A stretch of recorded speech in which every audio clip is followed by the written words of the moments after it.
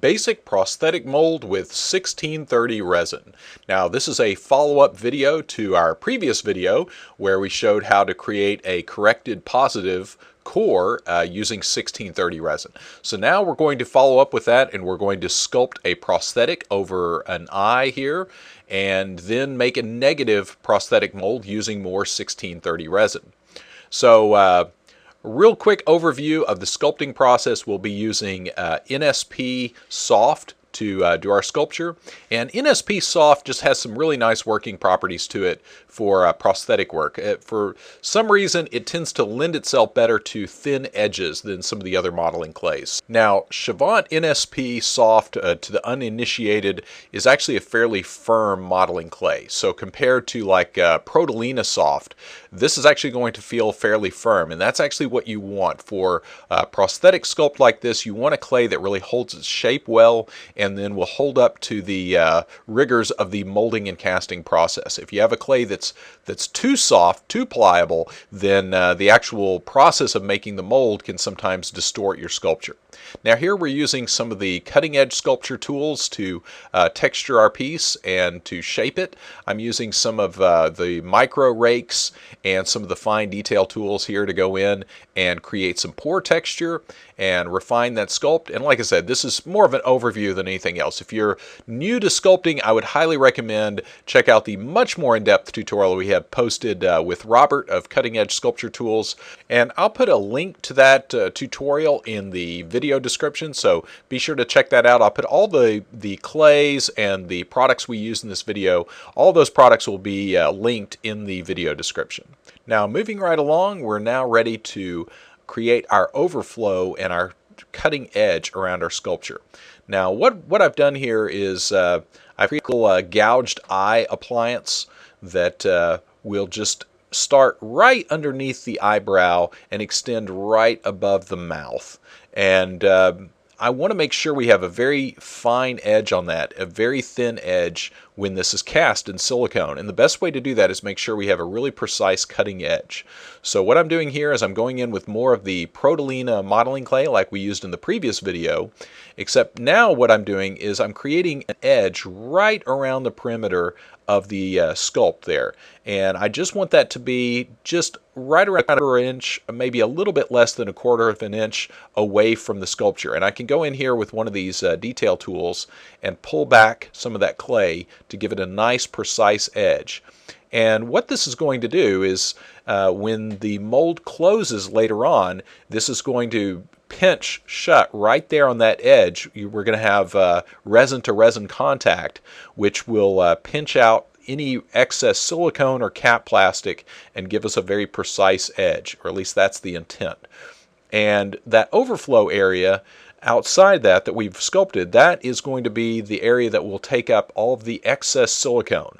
So when we close the mold, the excess silicone that flows out of that's kind of pinched out of the mold will flow into those areas we're creating with the clay. And that'll make sense later on when you see the finished mold and how that all comes together.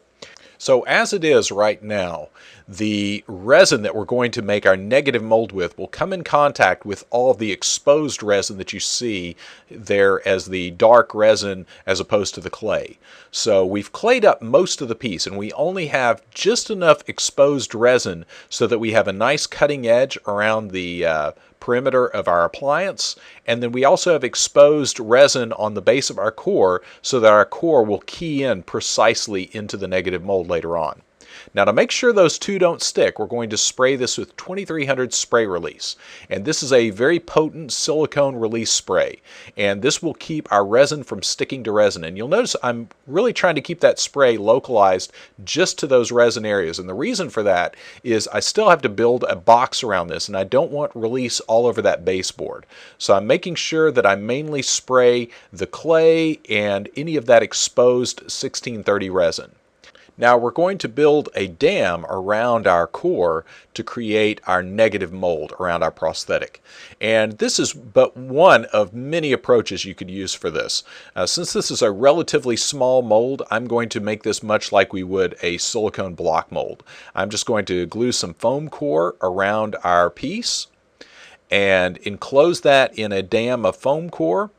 And much like when we make a silicone block mold like this, we want to make sure that we've sealed everything up with hot glue so we don't have any of the resin leaking out when we go to pour our negative mold. And also we want to release this really well because polyurethane resin is very adhesive. So we want to make sure we spray the inside of our mold box really well with the 2300 spray release. And also an important note, this is 2300 spray release, not 2500. Make sure that you use 2300 if you're releasing resin in a situation like this. 2500 is not potent enough to release a block mold like this. So make sure you use the 2300 spray release. Now, one little step we're going to do that I have to give credit where it's due, this is a little Neil Gordon trick I picked up at the Polytech workshop that we had a little over a year ago, is in order to create a little bit of a standoff so that our core actually stands about a 1/4 inch proud of the negative mold, is we're first going to pour in a layer of fast setting plastic, and here we're using TC-830. This is just a very fast setting quick plastic that we're going to be pouring in right about to the depth of about a 1/4 inch to 3/8 of an inch. And we're going to go ahead and let that set up. And again, that's just a really fast setting resin, so we don't have to wait long to move forward with this process. That cures to where we can move ahead in about 5.5, maybe 7 minutes or so. And once that has cured, we're going to release that with some more 2300. And then we'll pour our mold on top of that. And this is one of those videos I would recommend watching a few times to really get the idea of the bigger picture of what we're doing here, because there's a lot of these steps that only make sense in a bigger context. Now ready to mix up our 1630 resin. Now, as I mentioned before, this is a filled resin system, and it will pack in the bottom of the cans pretty hard. So make sure you take time to stir up both the A and B components. And I actually use 2 stir sticks together to really work that up and get that suspended again. And you'll find that once you suspend that filler, everything works fine for actually several weeks. It won't hard pack unless you let it sit a really long time. So make sure you get the filler suspended really well, and it will take some time to do that. And then you'll be ready to measure out the appropriate amount of resin for pouring your negative mold. Now in this case, this took about 3 pounds, about 1.5 pounds of part A and about 1.5 pounds of part B. And again, we're measuring this by weight, not by volume. A lot of these filled systems like this are going to be weight ratio, and you want to be as precise as possible with any kind of polyurethane resin. If you wind up off ratio with too much B, you could wind up with a really oily end product, and that could inhibit your silicone later on. So make sure you take care to mix and measure as accurately as possible. And again, since this is a filled resin system, we want to make sure we take plenty of time to mix it as thoroughly as possible. And I usually spend a good minute or so mixing, scraping the sides and the bottom of the container several times, and make sure I incorporate that filler and the A and B components into one uniform mixture. And really important there to take the time to really properly mix as good as possible, because if you don't, later on you could have oily spots in your mold that would again inhibit your silicone or cause other problems with the mold shrinking or distorting. So make sure you take the time to really mix and measure your materials properly. And now ready to pour our 1630 resin into our foam core box. And again, this is pretty straightforward. We chose the most simple, straightforward approach to this just for the sake of simplicity for this video. So here we're just pouring that over our pattern, and once the resin is poured in place, we're going to let that sit for about 3 hours. And after 3 hours, we have a good strong resin that we're ready to tear apart our foam core box and pry it apart.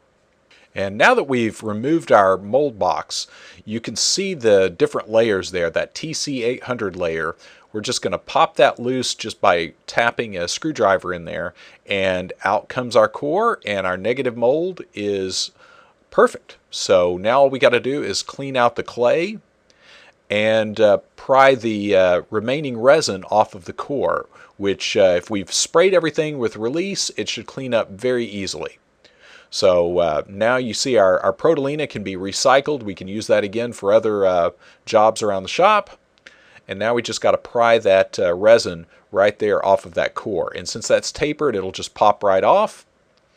And now we have to clean out the inside of our mold. And this is one of those things you want to make sure you take your time and do this right, and don't use steel tools to clean up your mold. You don't want to scratch the inside of the mold.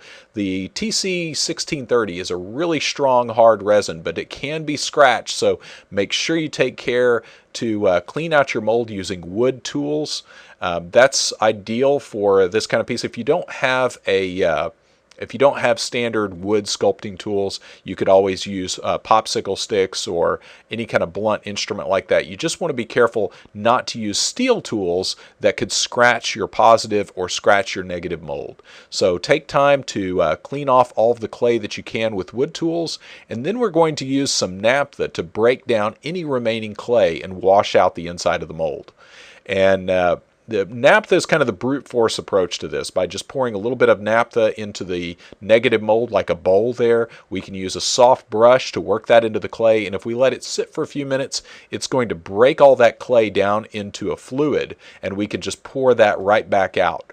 Now, it should go without saying that naphtha is a very strong petroleum solvent, so make sure you wear gloves and, if necessary, a respirator, and always work in a well-ventilated area when you're working with a petroleum solvent like this.